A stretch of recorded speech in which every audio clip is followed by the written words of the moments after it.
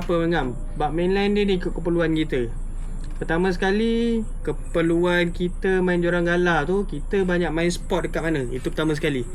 Contoh kalau kita banyak main sport kawasan yang banyak sangkut, ataupun kita mancing sport tu merata-rata. Kadang dekat pantai yang landai, pantai berpasir, kadang-kadang dekat muara, kadang-kadang dekat kawasan pantai berlumpur, ataupun kadang-kadang dekat mana, dekat anak-anak sungai, maksudnya punca air keluar kan. Okey.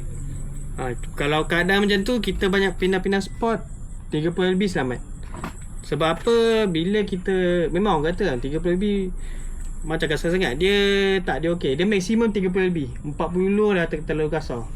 Sebab kalau pakai 20 lebih 20 lebih, batu ladung tu kalau sangkut dalam lumpur, dia terbenam je batu ladung tu. Bukannya tersangkut, batu ladung terbenam ke dalam lumpur kan. 20 LB tarik boleh putus walaupun ada tali sebat, ataupun leader. 30 LB okey. Itu pengalaman saya. Kalau pemula saya recommend 30 LB. Satunya untuk kurangkan cukai, sebab pemula dia belum dapat rentak nak rejam dia lagi tau. Jadi kalau 30 LB ni salah rejam tu, batu masih boleh selamat lagi. Kalau 20 LB salah rejam sedikit pun boleh putus. Kalau 30 LB ni kan, kita rejam macam ada tersilap, macam tak buka bel kan, tapi baling tak kuat lagi kan, batu boleh selamat lagi. Tapi kalau 20 LB bel tertutup ke apa, tersentak sikit putus lah. Dia satu tujuan untuk kurangkan cukai, bagus untuk pemula. Tu kata pemula starting talian 30 LB. Lepas tu tengok banyak main dekat kawasan pantai berpasir saja ataupun tempat bersepah-sepah merata.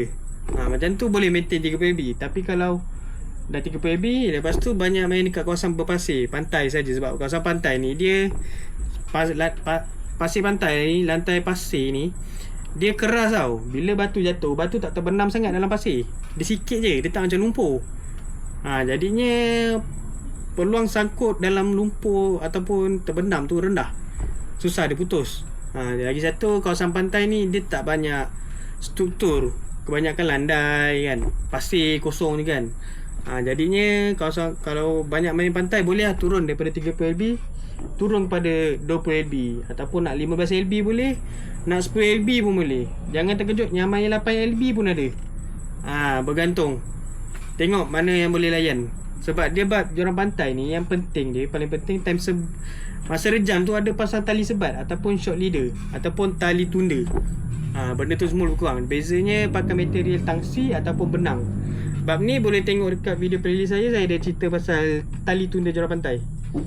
Lepas tu itu kalau abang dah decide abang yang main banyak pantai. Tapi kalau abang banyak main kawasan yang merata-rata, bertukar-tukar, kejap-kejap dekat muara, kejap dekat pantai, kejap-kejap dekat rakit, lagi kawasan muara dengan rakit ataupun pantai yang berlumpur ni, dia memang sangkut tu lebih tinggi. Lagi kawasan muara ni banyak sangkut sebab banyak sampah-sampah besar dia keluar masuk tau daripada muara tu.